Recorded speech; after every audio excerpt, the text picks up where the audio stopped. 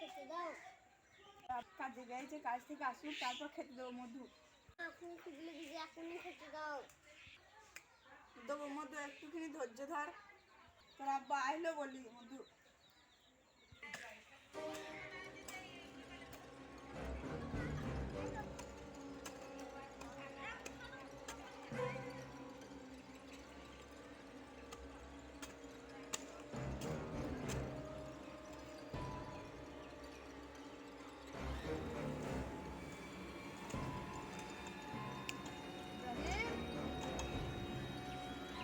হ্যাঁ সাহেব,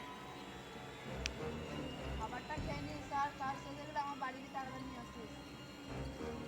ঠিক আছে সাহেব।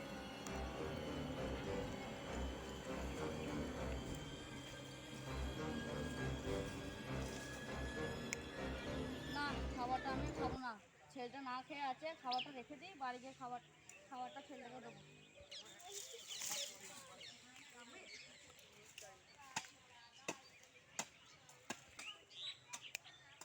না, টাইম তো প্রায় হয়ে গেল, এবার বাড়ি যাই।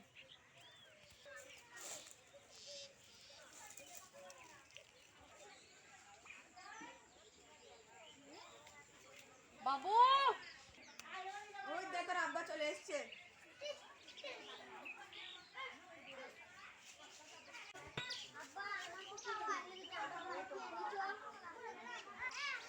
এই তো বলো, তোর জন্য খাবার নিয়ে আইছি। কি মজা, আব্বা আমার জন্য খাবার এনেছে। আব্বা আমার জন্য খাবার এনেছে। ঠিক আছে মধু, আবার তুমি খাও গা। যাই, মশলা দিয়ে টাকাটা চেয়ে দিয়ে আসি। মশাই, ভাত আছেন? হ্যাঁ আছি, এসো।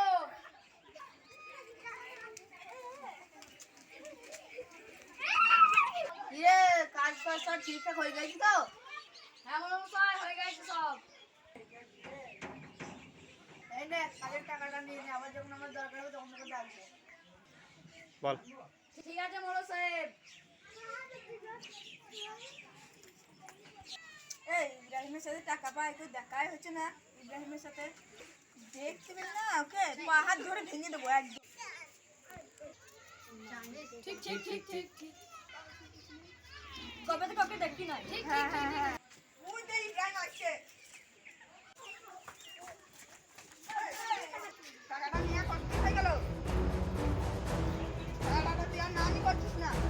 সময় দাও, আমি সব টাকা শোধ করে দেবো। ওই তোর হাতে টাকা, বাবু, আমার বাচ্চা ছেলে পেলে আছে, খাবার খাওয়া নাই, খাবার কি করবো? আমি ওইসব শুনবো না। টাকা দে, দে টাকা দে। যা বাড়ি যা।